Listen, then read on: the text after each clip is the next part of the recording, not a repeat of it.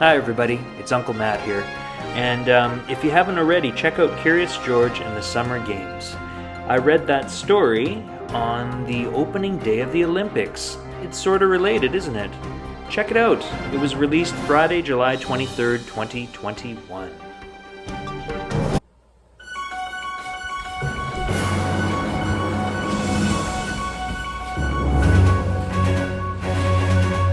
Hello everybody.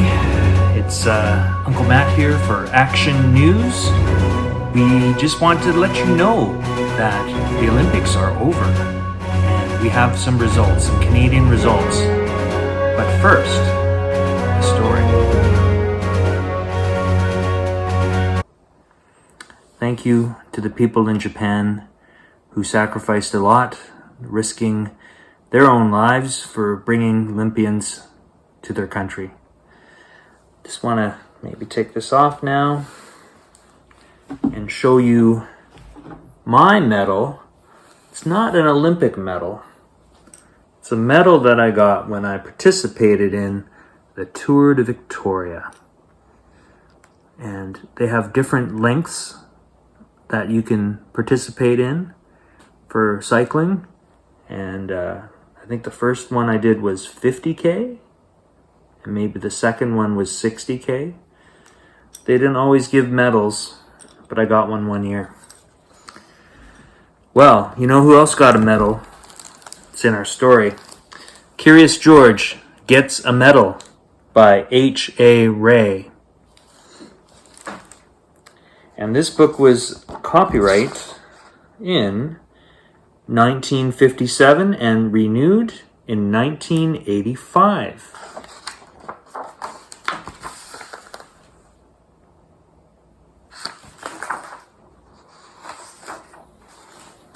Here we go. This is George. He lived with his friend, the man with the yellow hat.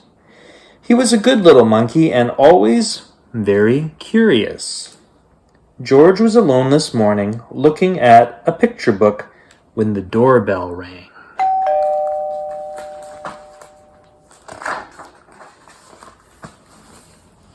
It was the mailman. "Here is a letter for you," he said. "Put it on your friend's desk. He'll read it to you when he comes home." George was curious. It was not often that somebody wrote him. Too bad he could not read the letter, but maybe he could write one himself. In the top drawer of the desk there was a paper and ink and a fountain pen. George sat down on the floor and began to write, but the pen was dry.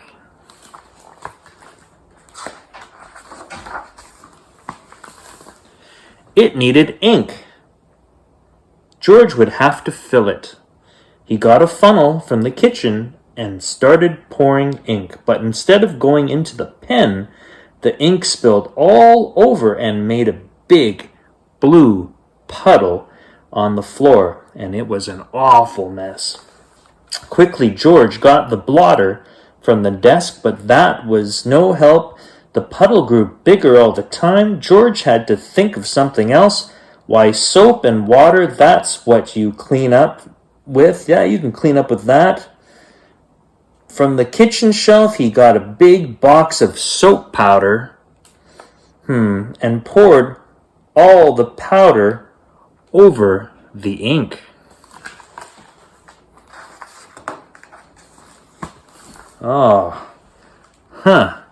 Then he pulled the garden hose through the window, opened the tap, and sprayed water on the powder.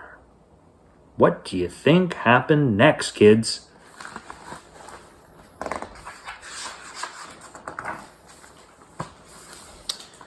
Bubbles began to form, and then some lather, and more lather, and more lather, and more lather.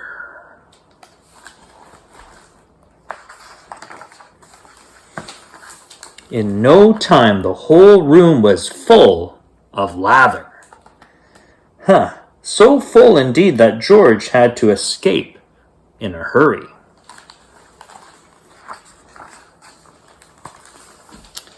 When he was safely out of the house, He first turned off the tap, but what next?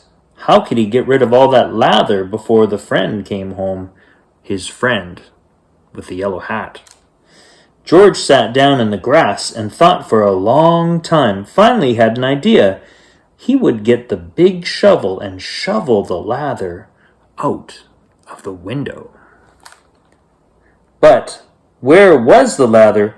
While George had been outside thinking, it had all turned into water. Now the room looked like a lake and the furniture like islands in it. The shovel was no use. A pump was what George needed.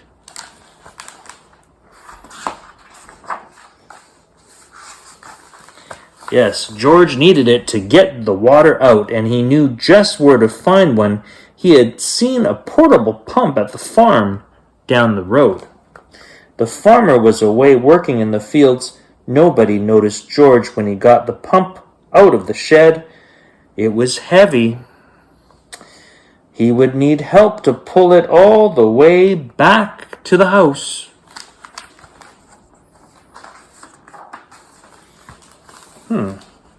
Maybe he could get... Maybe he could tie the goat to the pump and make her pull it. But just as George was about to slip the loop over the goat's head, he was hurled through the air and landed near a pen full of pigs. The biggest pig was standing next to the gate. What if George opened the gate just enough to let him out? A big pig could easily pull a small pump. Carefully, George lifted the latch, and before he knew it...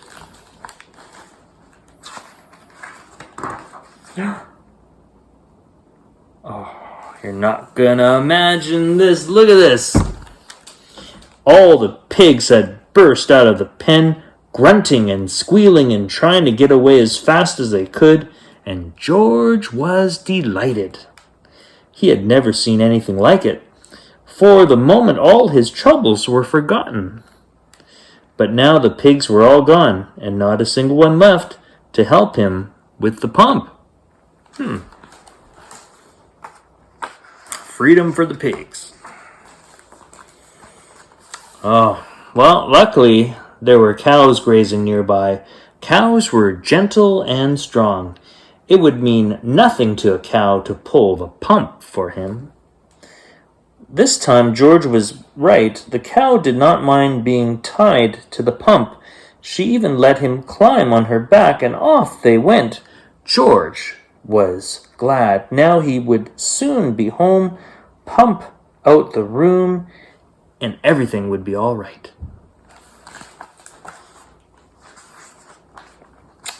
Oh boy. Meanwhile, the farmer and his son had heard the squealing of the pigs. They were rushed home from the fields and now had their hands full catching all the pigs. Not until the last pig was safely back in the pen did they have time to look around. And what did they see? A little monkey riding on their cow, making off with their pump.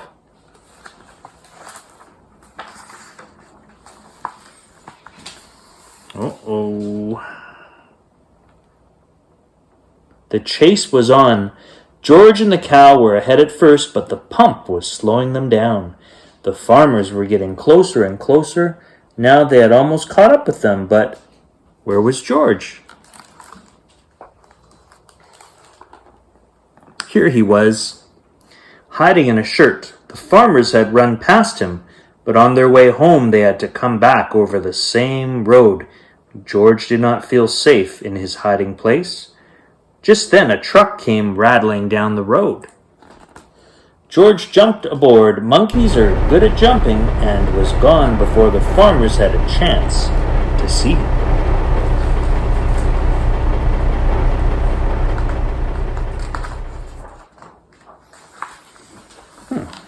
The truck drove to a part of town that George had never seen before. At last it stopped in front of a large building. It was the museum. George did not know what a museum was. He was curious. While the guard was busy reading his paper, George slipped inside. He walked up the steps and into a room full of all sorts of animals. At first George was scared, but then he noticed that they did not move. They were not alive. They were stuffed animals put into the museum so that everybody could get a good look at them.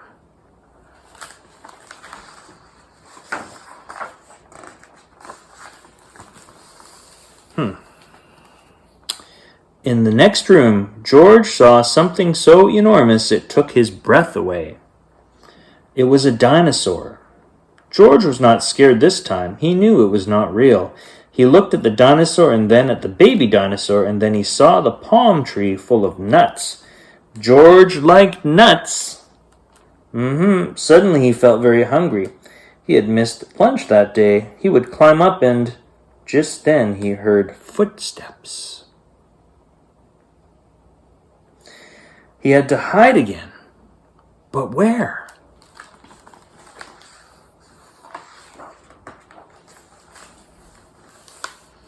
A family came in to look at the dinosaur. They paid no attention to the little monkey who was standing there. The monkey did not move. He stood so still they thought he was just another stuffed animal. George was glad when they were gone. Now he could pick the nuts. He climbed up the dinosaur's neck and started to pull, but the nuts would not come off. George did not know they were not real either. He pulled harder and harder, and the tree began to sway.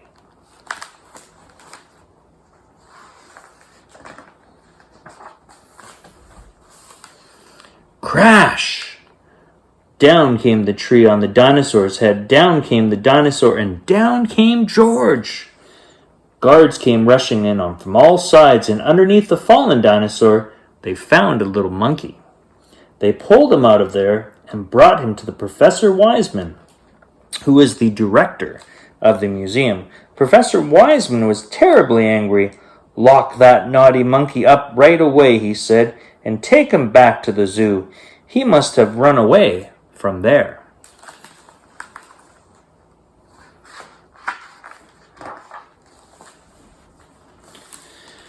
George was carried off in a cage. He felt so ashamed. Suddenly the door opened. "George!" somebody shouted. It was his friend. The man with the yellow hat. "It seems you've gotten yourself into a lot of trouble today," he said. "But maybe this letter here will get you out of it. It's from Professor Wiseman. He needs your help for an experiment. I found it on my desk at home, but I couldn't find you anywhere, so I came over here to talk to the professor." And this is what the letter said. It's in small print, so I'm going to read it here, and then I'll show you the letter after. It says, "Dear George, a small spaceship has been built by our experimental station. It is too small for a man, but could carry a little monkey. Would you be willing to go in it?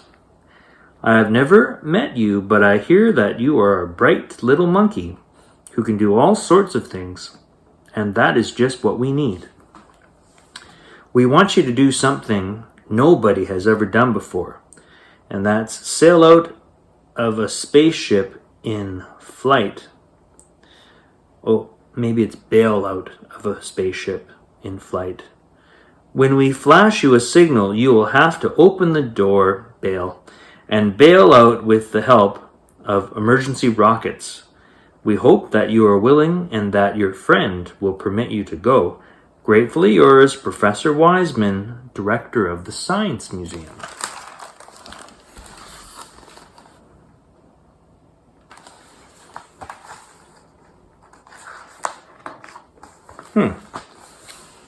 "So, you are George," Professor Wiseman said. "If I had only known.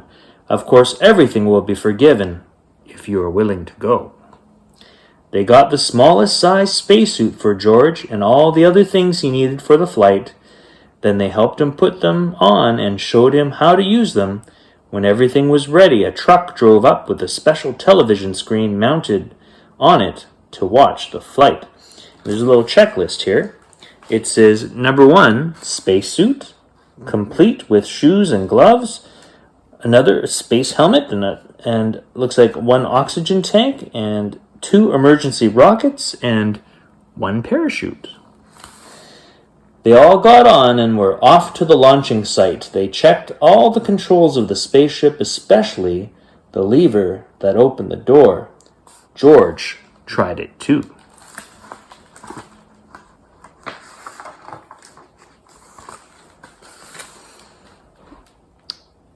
The great moment had come. George waved goodbye and went aboard.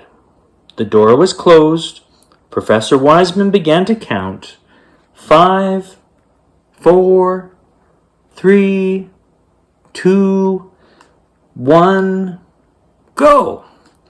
He pressed the button and the ship rose into the air, slowly first and then faster and faster and higher until they could no longer see it in the sky.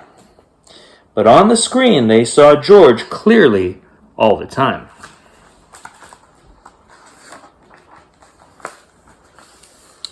Now, the moment had come for George to bail out.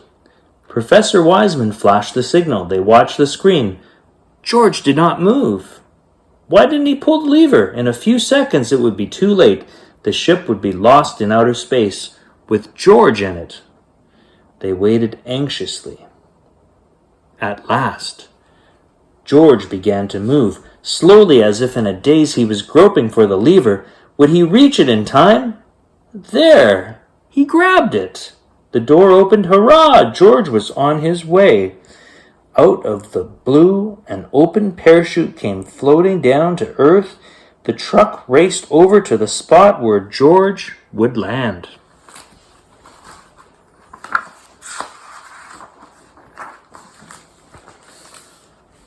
What a welcome for George. Professor Wiseman hung a big golden medal around his neck.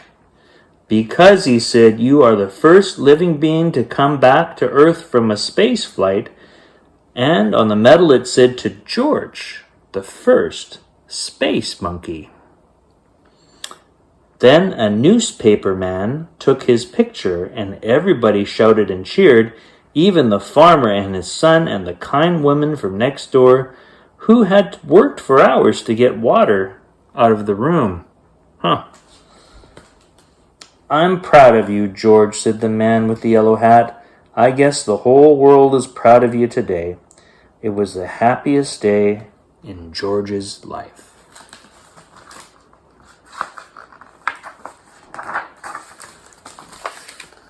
The end. Well, that's all the time we have for Uncle Matt's bedtime story. I hope you enjoyed that story. And I hope you enjoyed watching some of those Olympics too. I hope you enjoyed that story, and I'll see you next time.